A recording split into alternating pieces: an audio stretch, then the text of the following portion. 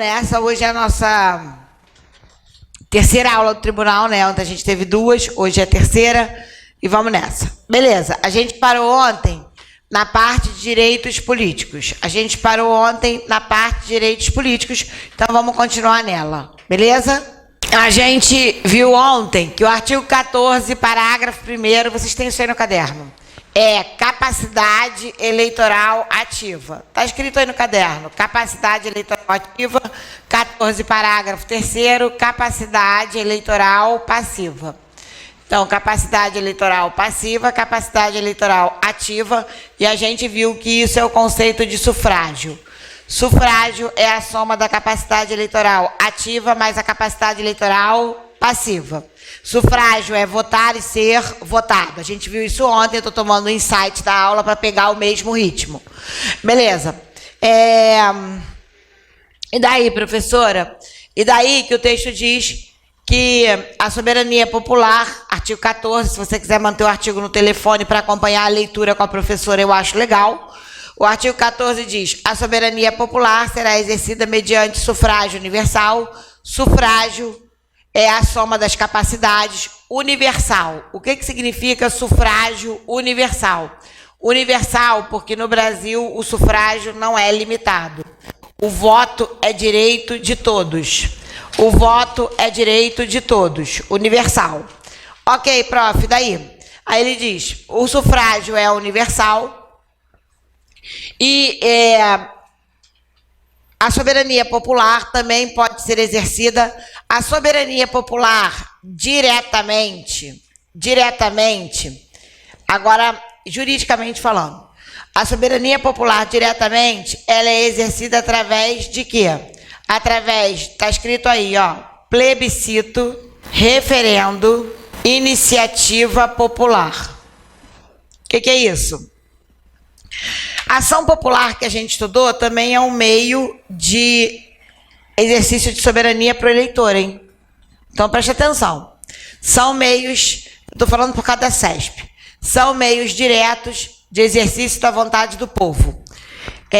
Plebiscito, referendo, iniciativa popular e ação popular. O plebiscito, primeiro o povo vota, depois vem a lei. No referendo é o contrário, plebiscito é plebe é povo. Então começa, o povo vota, depois vem a lei. Referendo é o contrário, primeiro vem a lei, depois o povo vota ou decide alguma coisa sobre a lei. Iniciativa popular é o povo apresentando um projeto de lei. Artigo 61, parágrafo 2º.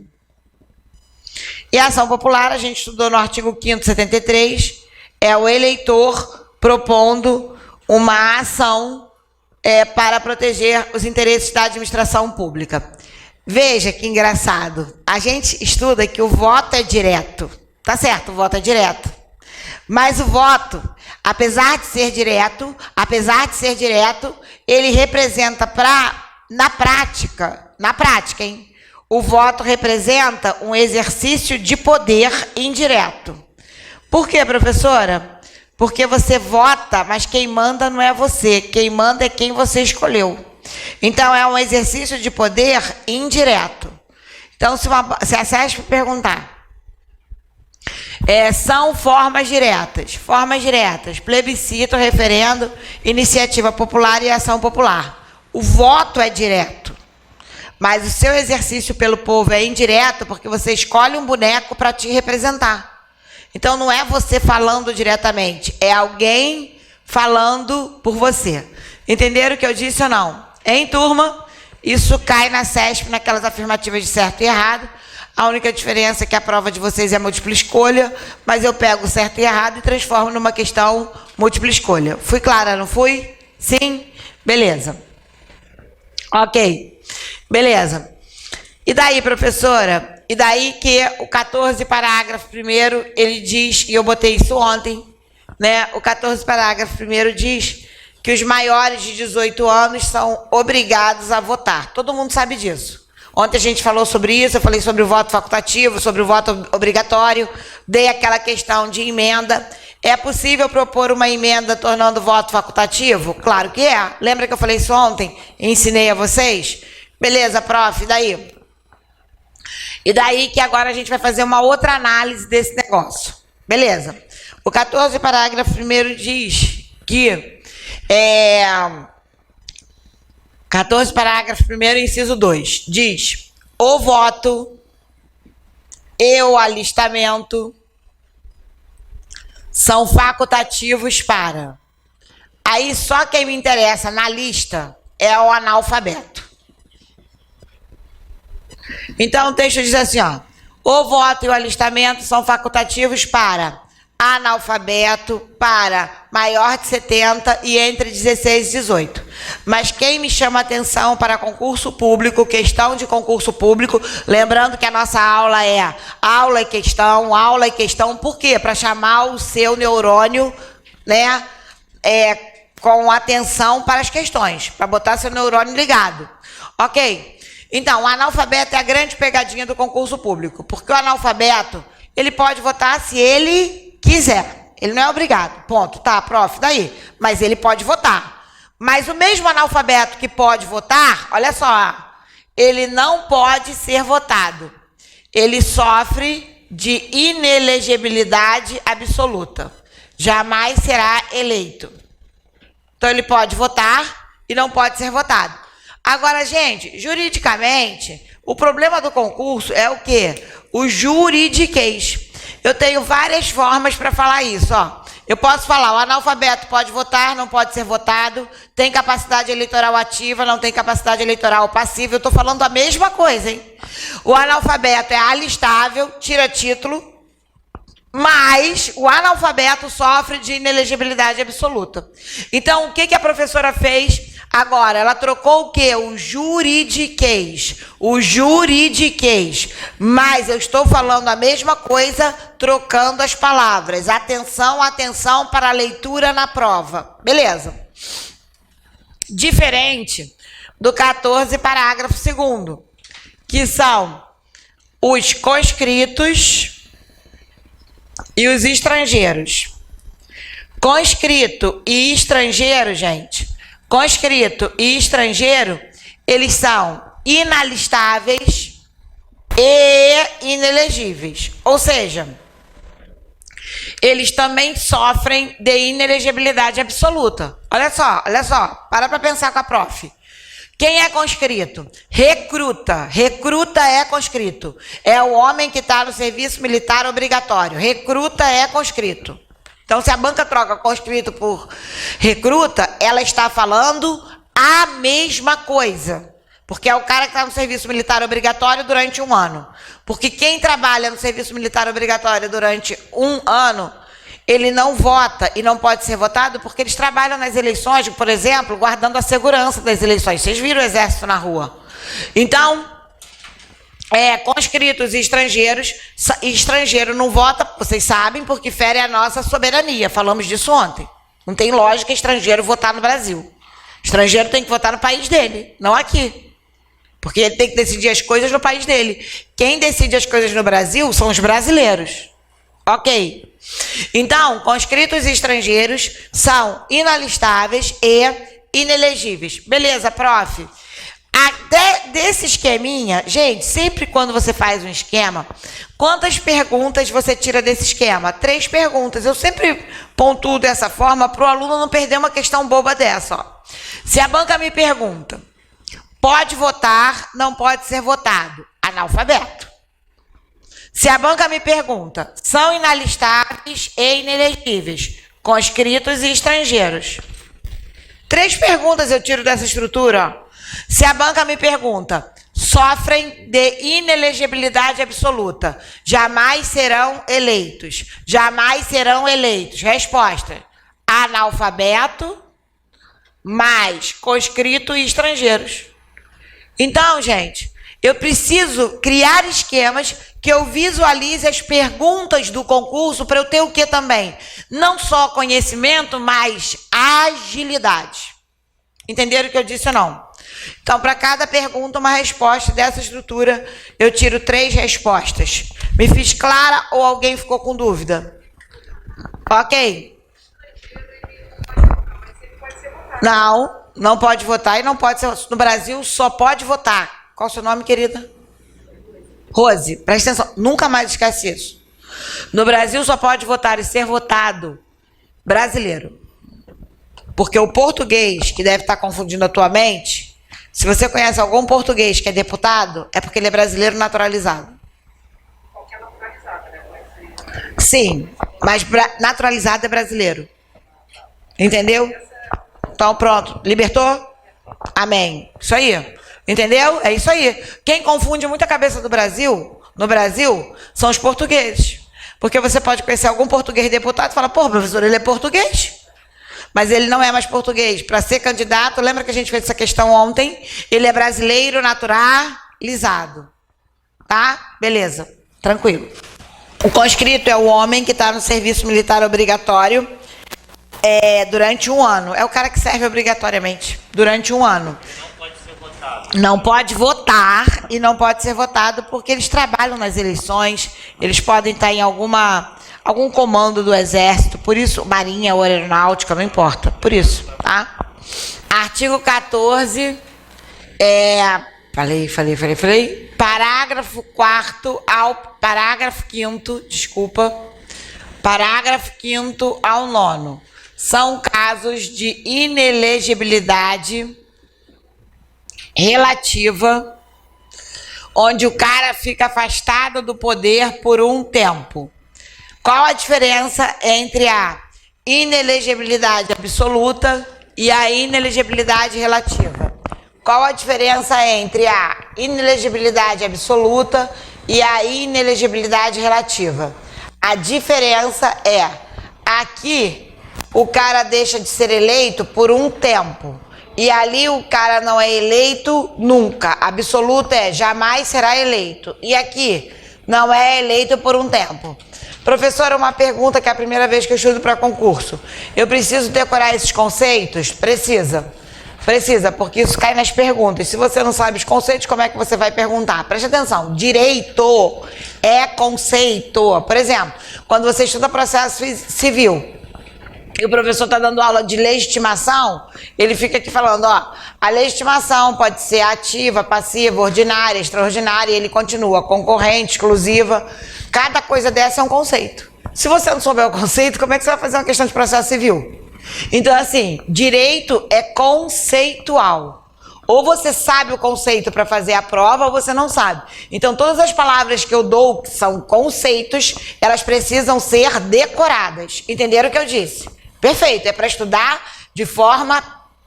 da melhor forma possível, ponto. Porque se eu falar assim, de forma perfeita, a gente não é perfeito, mas da melhor forma possível. Ok. 14, parágrafo 9º ao 5º. Se liga. 5º ao 9º. 14, parágrafo 5º a gente já falou. O cara só pode ser presidente, governador e prefeito 4 anos mais 4 anos. Ou seja, o cara só pode ser presidente, governador e prefeito, 4 mais 4. E depois a gente já viu que ele tem que se afastar pelo período de 4 anos para não perpetuar a mesma ideologia. É uma característica da República, vimos ontem nas características da República. Segundo, ok, então, o cara tem que se afastar pelo período de 4 anos. Então, ele se afasta por um tempo, dentro do conceito. Todo mundo comigo? Beleza. 14, parágrafo 6º. Suponha que você é presidente, que agora é o sonho da Baixada. Vocês estão sabendo, né? Todos os prefeitos da Baixada querem ser governador do Rio. Todos. Estão sabendo disso, não? Todos. Todos querem ser. O Vaguinho quer ser governador do Rio. Qual é o nome desse aqui? Quer ser governador do Rio. Então, os novos governadores virão da Baixada. Já estou vendo o futuro. Então, todos querem ser. Todos com muito voto querem ser agora governador. Então, agora vocês estão comigo. Daqui a 2 anos nós teremos eleição para governador. Estão comigo? Para ele concorrer a governador, ele tem que se afastar até 6 meses antes. Então, se eu tenho um cargo e quero concorrer a outro cargo, ao mesmo cargo, não precisa se afastar. O Rogério concorreu a prefeito novamente. Ele não se afastou da prefeitura. Então, prefeito não se afasta. Governador não se afasta. Agora, se o cara é prefeito e quer concorrer a governador, ele tem que se afastar do cargo de prefeito. Quanto tempo antes? Até 6 meses antes. Dúvidas? Ok. 14, parágrafo 7. 14, parágrafo 7 é o que mais cai na prova. É uma inelegibilidade. Essa inelegibilidade aqui também é conhecida como inelegibilidade. Ela é relativa, mas ela é conhecida como funcional. Porque ele tem que se afastar por um tempo para exercer a função. Também conhecida como inelegibilidade funcional. É um conceito que eu não vejo muito em concurso, não. Mas é bom avisar o aluno, não custa nada. Ok. O parágrafo 7 é o que mais cai, chamado inelegibilidade. Todas são relativas. Isso aqui é gênero e espécies. Inelegibilidade relativa, reflexa ou por parentesco. Reflexa, porque reflete na pessoa que tu beija na boca. Por parentesco, reflete no parente até 2º grau. Então, reflexa, reflete no parente. Reflexa, reflete na pessoa que tu beija na boca. E parentesco, reflete no parente até 2º grau. Tu tem que decorar? Tu tem. Gostou do tu tem? Tu tem é uma ordem. Tem que decorar, tem que jogar no Google. Joga no Google. Olha assim, tem um quadrinho, ó. Joga no Google. Parente até 2º grau, colateral, ascendente, descendente e afins. Tem que decorar a linha de parentesco. Dentre os parentes afins até 2º grau, entra cunhado, cunhada, sogra, nora. Então, por exemplo, para vocês entenderem que isso é verdade, o Eduardo Paes, agora, quando tomou posse, editou um decreto dizendo: na Prefeitura do Rio não pode ter nepotismo. Ele pegou esse quadrinho que eu estou dizendo e botou bem esse quadrinho na resolução e disse: parentes que não podem ocupar o mesmo cargo. Professora, por que a senhora está falando isso? Você vê que ele teve o cuidado de colocar na resolução um quadrinho, porque ele já sabe que ninguém sabe quem é parente até 2º grau. Então, se você decorou só, parente até 2º grau não pode ocupar cargo, não pode concorrer. O que adianta? Você não sabe quem é o parente? Então, para ficar claro, você vai no Google, vai pegar o texto do parágrafo 7, vai jogar no Google. Parente até 2º grau na linha lateral, na linha colateral, ascendente, descendente e afins. Fui clara, não fui? Não é jogo de futebol, né? Agora eu vou explicar esse, que é o que mais cai no concurso. Vai ser assim, ó, porque as pessoas ficam ansiosas para perguntar. Primeiro eu explico, depois eu abro para as perguntas, amém? Por quê? Porque facilita a aula. Quando acaba a aula ninguém tem nada para perguntar, porque eu expliquei tudo. É mais fácil, dá mais produtividade à aula. Ok, primeiro caso, para vocês entenderem. Eu sou governadora e fui governadora 4 anos, mais 4 anos. Quando eu me afasto, no estado que eu sou governadora, nem a pessoa que eu beijo na boca... Aqui também tem a súmula do STF 18, tá? Súmula vinculante 18. A pessoa que eu beijo na boca, nem meu parente até 2º grau, podem concorrer aos seguintes cargos. Então, olha só, eu fui governadora do Rio 8 anos. Quando eu me afasto nos próximos 4 anos, os meus parentes e a pessoa que eu beijo na boca não pode ser candidato a deputado federal, senador, pelo Rio. São Paulo pode? Pode, porque lá eu não tenho poder nenhum. Pelo Rio não pode, porque eu tenho poder. Deputado federal, senador, deputado estadual, governador. Nessa eleição, o único cargo que, por exemplo, meu filho... Outra coisa, isso é para quem não tem cargo eletivo. Então, eu estou falando de parente que não tem cargo eletivo. Entendeu o que eu estou falando? Isso é para não privilegiar um cara que vai ser eleito pela primeira vez com a minha ajuda. Porque vai acontecer. Eu trabalho com política e vai acontecer. Olha para mim, se você fosse governador, você teria o cofre na sua mão. Você vê que todo governador que entra rouba. Você vê? Então, é raciocínio lógico, desculpa. Aí eu sou governadora. Beleza? O que eu faço? Eu, em vez de roubar como eles roubam, eu roubo diferente. Que também é uma forma de roubar. Eu pego o dinheiro e falo para os meus parentes, se pudesse, gente, não pode. Eu pego 50 pessoas da minha família, escolho e falo o seguinte, a gente vai fazer uma parada. Eu sou governadora, eu vou botar vocês como deputado, senador, 50% do salário é meu. Gente, nunca mais eu preciso trabalhar. 50% do salário de deputado é 35 mil hoje. 17 mil. Se eu elejo 2 deputados, eu já estou com 35 mil no bolso. Se eu elejo um senador e eu falo para ele, eu quero a metade do salário, já estou com quase 50 mil no bolso. E assim vai. Se eu botar 20 cargos no poder, eu não ganho menos de 300 mil reais. Sem fazer porcaria nenhuma, indo à praia todo dia, fazendo a rachadinha do salário do cara. Quem não entendeu? Professora, eu nunca tinha pensado nisso. Por isso que a Constituição proíbe. Porque todo governador ia botar a família toda. Entenderam o que eu disse ou não? Todo prefeito ia botar a família toda. Ia ser muito fácil. Para que trabalhar? Dúvidas? Perfeito. Então, por isso que não pode. Nessa eleição, o único cargo eletivo que você pode escolher é presidente que ele poderia concorrer. Meu filho Walter, que não tem cargo nenhum, quando eu me afasto, o único cargo que ele poderia concorrer é presidente da República, porque ele precisa de voto em todo o país.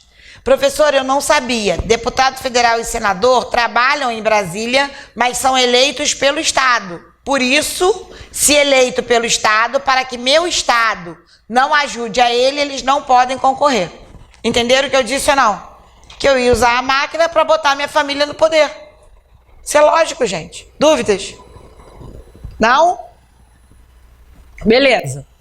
Agora, eu sou governadora eleita por 4 anos. É o caso aqui do Garotinho. Então, todos os casos são do Rio. Aí, eu me afasto até 6 meses antes. Veio Rosinha. A mesma família pode ficar no poder 8 anos. Então, por exemplo, ou o cara é governador 8 anos, como eu fui aqui, amém? Ou o cara é governador 4 anos, não quer mais abrir mão e a família pode concorrer.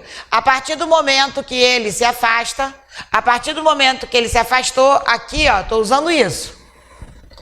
A partir do momento que ele se afastou, a família pode concorrer sem problema nenhum, a família deixa de ser inelegível. Fui clara, não fui? Só que a mesma família pode ficar no poder pelo período de 8 anos. Ok. Aí ficou. A família Garotinho saiu em 2006. Tudo isso é real, não é conto de fada, não. Em 2006, de 2006 a 2010, a família Garotinho, no estado do Rio de Janeiro, não podia concorrer a nada. Então, a Clarissa, eu estou falando obviamente da Clarissa. A Clarissa, ela não podia concorrer a deputada, senadora, deputada estadual e governadora. Todo mundo comigo? Beleza.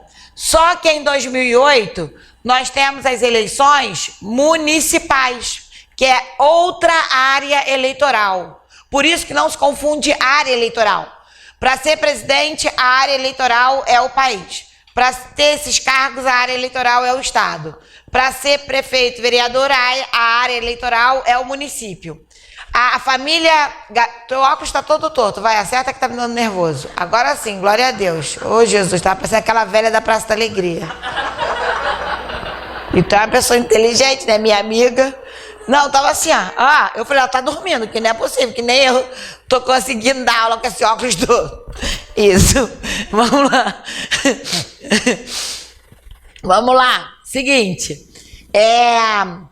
Estes cargos são do estado, esse do país, vereador e prefeito do município. Elas estavam inelegíveis no estado, mas não estavam inelegíveis no município. Aí a Garotinha foi prefeita em Campos. Campos não deve ser um lugar tão abençoado assim, que eu não entendo Campos. Eu não entendo Campos. Ela acabou de roubar no Rio. Campos elegeu ela, não foi uma vez não, 2 vezes. Acredite se quiser. que ela fez aquela estrada aqui no meio e passava a estrada, você não lembra disso não? Ela fez uma estrada e aqui era água, aqui era água. Aí um dia a água que subiu, a estrada desceu. Essa é a família Garotinho. Então, em 2008, eu não entendo. Em 2008, ela foi eleita prefeita de Campos e a filha vereadora do Rio. Então, eles estavam inelegíveis no estado, mas não estavam inelegíveis no município. E aí, o que aconteceu? Em 2010 tem eleição. A Clarissa foi eleita deputada estadual, eleita, gente, mas só foi possuída em 2011. Então, quanto tempo a Clarissa ficou afastada do estado? 4 anos. Ah, porque a eleição é em outubro, mas a posse só ocorre no ano seguinte. Todo mundo comigo? Beleza. Então, um exemplo. Sérgio Cabral. Você vê, o Rio chega a ser a vergonha. Tem exemplo para tudo. Sérgio Cabral foi governador 4+4. Se afastou aqui até 6 meses antes. Se afastou. Aí o filho dele foi eleito deputado federal. Porque quando você se afasta no primeiro mandato ou no segundo mandato, o afastamento tira a inelegibilidade. Todo mundo comigo? Beleza. Aí Pezão substituiu o Cabral aqui, ó.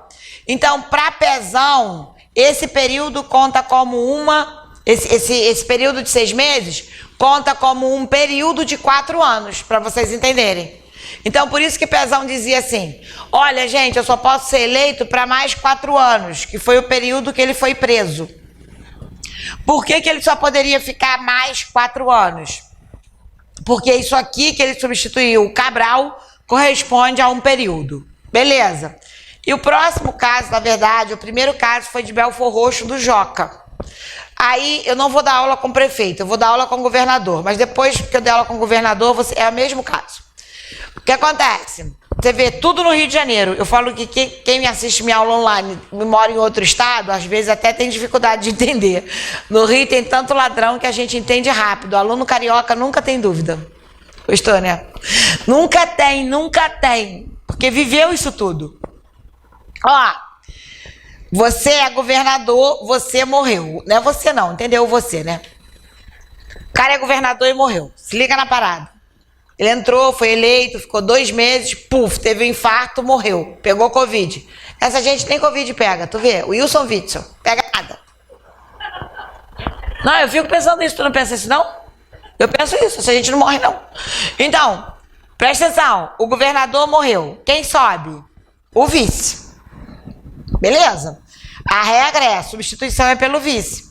Aí nos próximos 4 anos e nos próximos 4 anos, quem é eleito?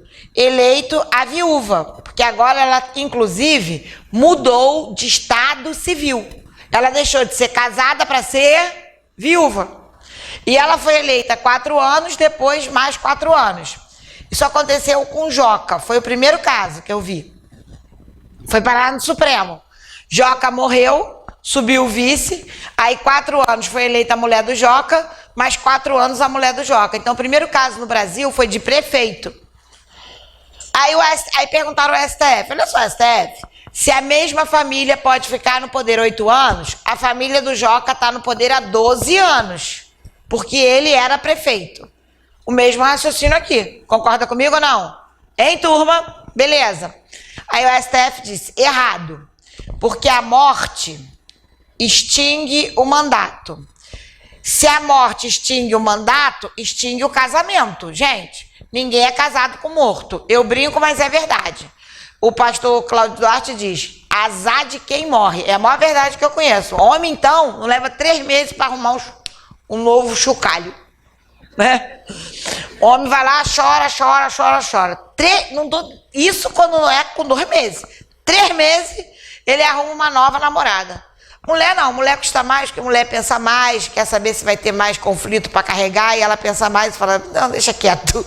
Então, tem um momento que ela quer deixar quieto. Então, assim, olha como é que a professora está falando é verdade. Azar de quem morre.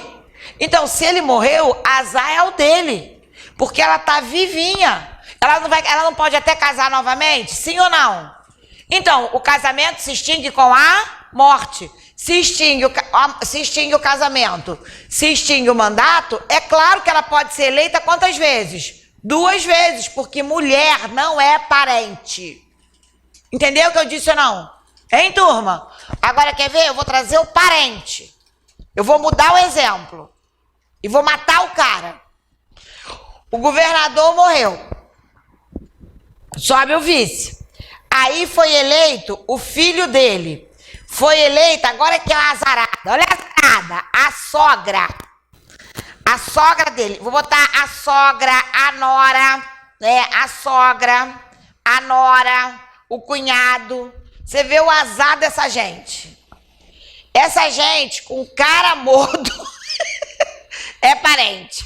A mulher, é muito engraçado isso. O direito às vezes não se explica. Eu não consigo entender isso. Se você consegue, parabéns. Eu não consigo. Direito nenhum vai fazer eu entender isso. A mulher, ela pode ser eleita quantas vezes? 2. Porque a morte extingue o casamento e mulher não é parente. Olha pra mim. Mas a mãe dela, que não tem nada com isso, que não dormiu com o cara, escuta só, continua parente dele até morto. E só pode ser... É muito azar, gente. E só pode ser sogra, e só pode ser governadora quantas vezes? 1. Porque o parente continua inelegível. Entenderam o que eu disse? Por exemplo, o governador morreu, sobe o vice. O filho dele foi eleito. O filho tem lógica. Filho tem lógica. O filho dele só pode ser eleito quantas vezes? 1, porque filho é filho até de morto. Mas a sogra, a nora, a cunhada é muito azar. Desculpa. Elas também só podem ser eleitas 1 vez. Porque o cara morreu, mas elas continuam tendo vínculo com o morto. Isso eu não entendo no direito. Se eu pudesse, eu mudava. Porque se a mulher não é parente, por arrastamento, vou usar a teoria do arrastamento do controle concentrado. Se a mulher não é parente, eu não entendo por que ela continua parente de morto. A sogra, a nora, a cunhada, isso não entra na minha cabeça. Dane-se, é para entender isso dessa forma, porque o direito já estabeleceu e a explicação é deles, não minha. Apesar de eu achar que não tem lógica. 14 parágrafo. Olha só a cabeça. Isso é tudo desse artigo. Dúvidas? Ok. A súmula vinculante 18, que fala sobre a pessoa que convive, que se torna inelegível. O Sérgio Cabral tentou dar um golpe. Ele era governador aqui, ó. Aí aqui, no segundo mandato, que vocês não lembram, ele foi para Angra no helicóptero, você lembra? Aí o helicóptero caiu, sei lá, o que aconteceu? O helicóptero teve um acidente. Tinham 2 viagens, não foram? 2 viagens? Então, o que aconteceu aqui? Preste atenção. Quando o helicóptero caiu, ele e a Adriana iam se separar. Mas eles já tinham pensado, a gente vai fingir que vai se separar e você vem eleita governadora. Só que falaram para ele o seguinte, a súmula vinculante 18 diz que ainda que você como esposa se separe, você continua inelegível, porque pode ser uma simulação. Entenderam o que eu disse? E a mesma família continuaria no poder. Dúvidas? Ok, é isso. Eu posso passar para o próximo tópico ou não? Beleza, ele ficou 4 anos, aí foi reeleito por mais 4 anos. Se afastou até 6 meses antes. O filho dele foi eleito deputado federal. Governador não poderia de jeito nenhum. Deputado federal, senador, poderia. Porque governador, até a mesma família ficaria no poder 3 mandatos. Perfeito. Só isso? Ok, mais alguma dúvida? Ok. 14, parágrafo 8º, inciso 2. É um militar que tem mais de 10 anos. Gente, olha só. O militar que interessa para o concurso é um militar que... Agora a CESP, ela é tão enviadinha do inferno, Deus me perdoe, que ela agora faz questão assim. O PRF... eu morro de rir com aquela questão. O PRF só tem estabilidade com mais de 10 anos. Eu falei, rapaz, é muita cachaça para uma questão. O que ela faz? Em vez dela escrever o militar, ela tira o militar e escreve o PRF. Mas por que ela faz isso? Porque deve ter gente que acha que PRF é militar. É a única explicação que eu encontro. Aí ela bota, o PRF tem estabilidade com mais de 10 anos. Claro que está errado, porque PRF é servidor público civil, e servidor público civil são mais de... tem estabilidade com 3 anos de efetivo exercício. Conseguiram entender? Então, qual a vida da CESP? Trocar a letra da lei.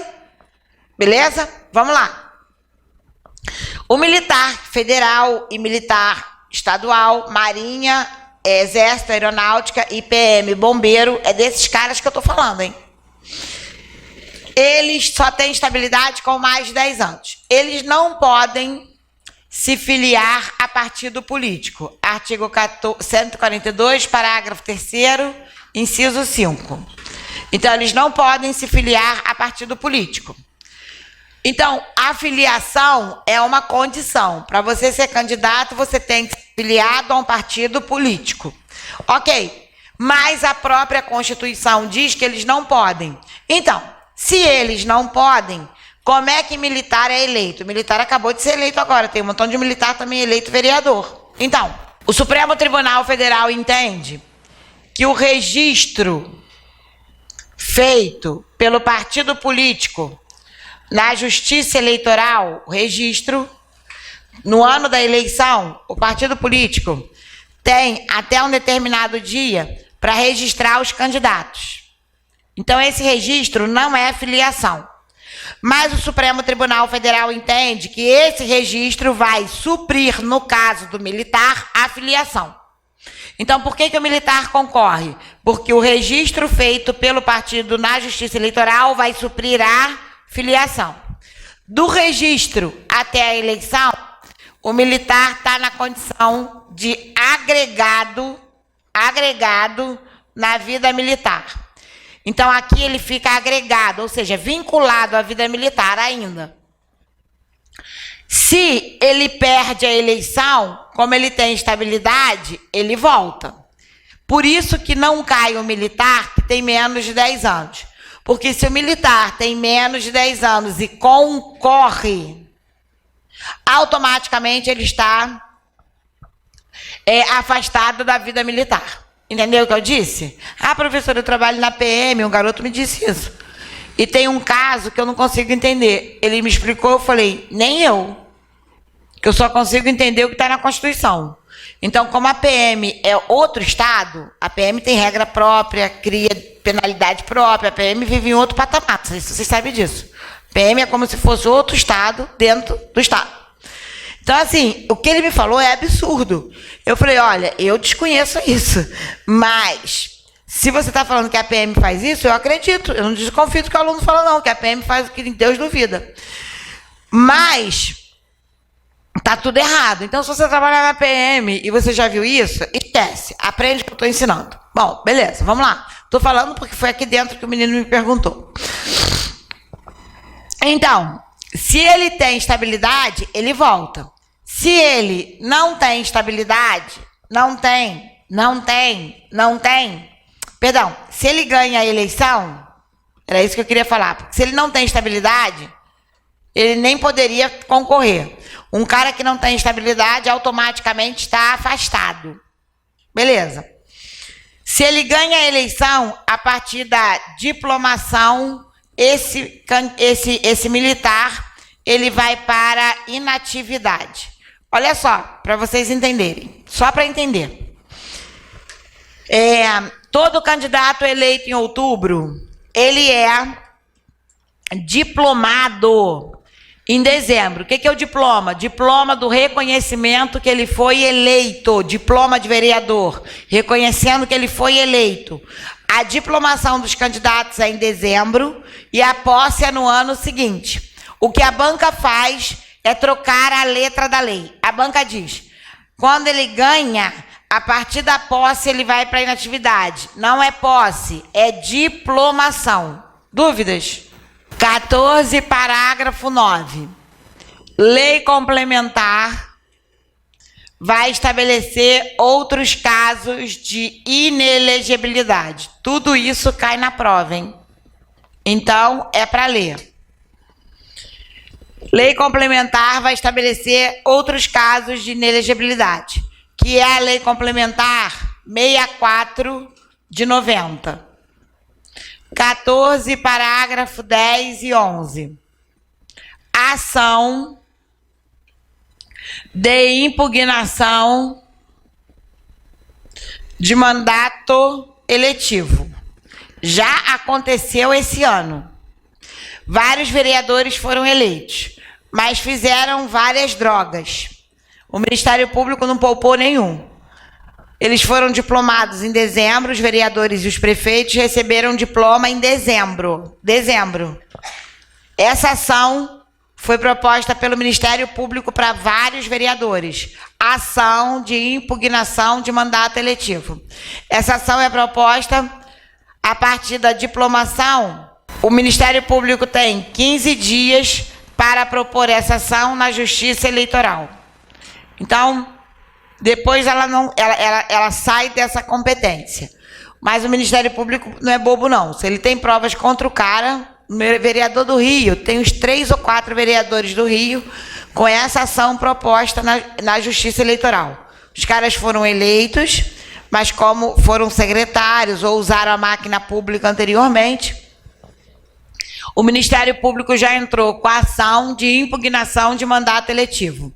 Para ingressar com essa ação, você tem o período aí de 15 dias a partir da diplomação e ela é proposta perante a Justiça Eleitoral. Entenderam o que eu disse?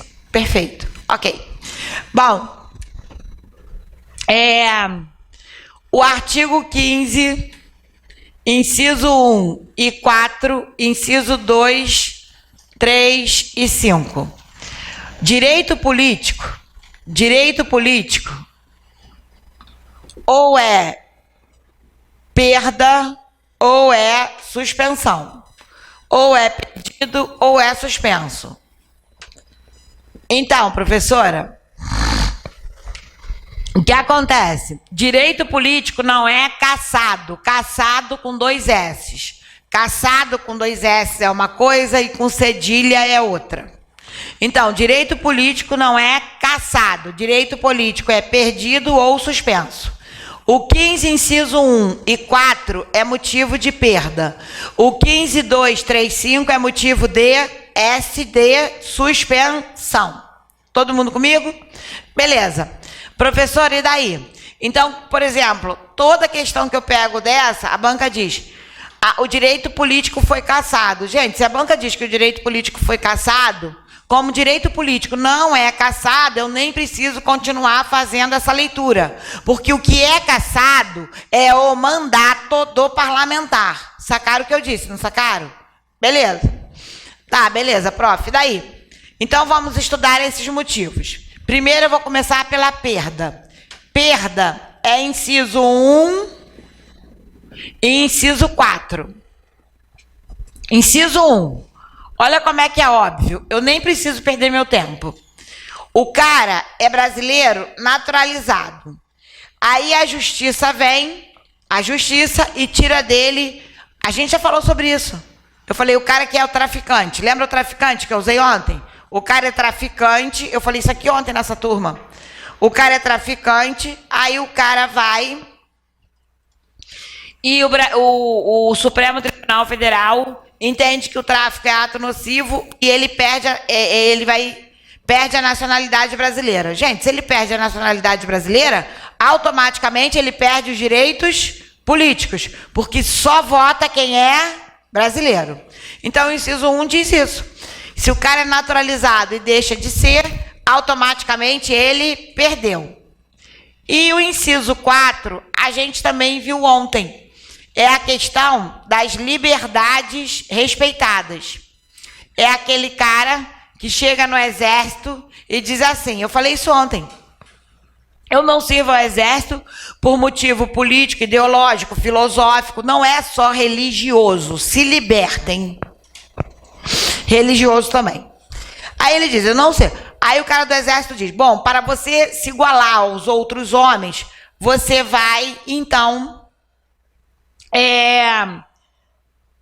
cumprir a prestação alternativa. Ele diz, não vou cumprir. Quando ele não cumpre a prestação alternativa, isso é motivo de perda, segundo o Supremo Tribunal Federal. Qual é a confusão que tem no mundo jurídico? Teve uma lei que definiu isso como suspensão, mas o STF já interpretou e disse que é perda. Entenderam o que eu disse ou não? Até pode ser uma perda diferenciada, porque pode ser revisto num processo judicial, mas é perda. Então, se para o STF é perda, dane-se o resto. Fui clara ou não? Entenderam o que eu disse? Ah, professora, mas a aula que eu fiz com outro professor... Gente, eu já falei que existe uma lei que definiu que era suspensão. Mas se o STF bater o martelo ao contrário, a gente segue o Supremo. Amém? Beleza. Agora, motivos de suspensão. Inciso 2. Incapacidade civil absoluta. Gente, um exemplo. O cara que é interditado.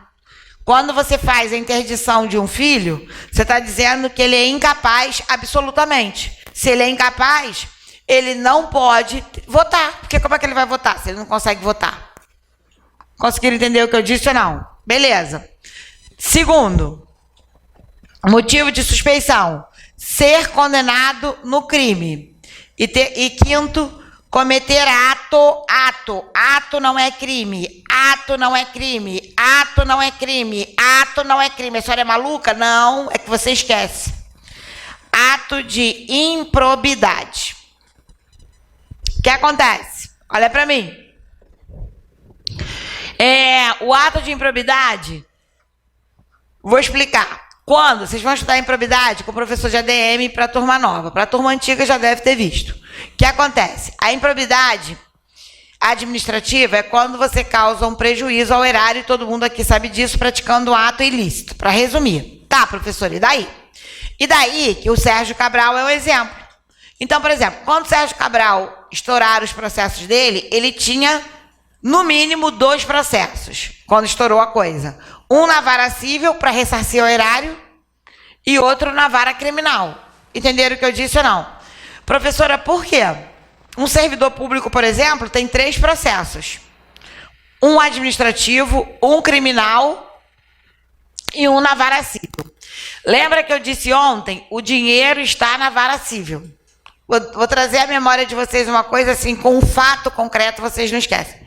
Vocês lembram que uma vez, que o Sérgio Cabral ainda estava solto, eu acho, ou estava preso e a Adriana estava solta, surgiu dinheiro na Baía de Guanabara? Vocês lembram disso? Você acha quem jogou? Minha mãe, letra A. Eu, letra B, ou Sérgio Cabral? Tenho certeza que foi ele. Ele devia ter zilhões em casa. Zilhões. Ele já sabia que a federal ia bater lá. O que ele pensou? Só não avisou a gente que eu tinha me jogado no mar. Ele jogava. No mar, a gente se jogava junto. Teve um pescador que achou 50 mil. Não lembra, não? Só que as notas foram se deteriorando e ele ficou com um pouco menos. Então, agora vocês estão comigo. Então, são 2 processos. Um na vara criminal e um na vara civil. O primeiro processo que o Sérgio Cabral foi condenado foi por ato de improbidade para ressarcir o erário que ele roubou. O processo criminal continuava. Sacaram o que eu disse? O objetivo da vara civil é dinheiro, não é prisão.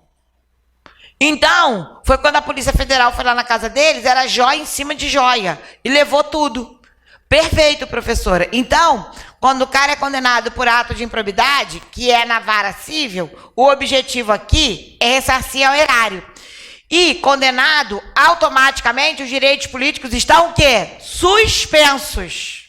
Porque existe um processo criminal em andamento. Dúvidas? Ok.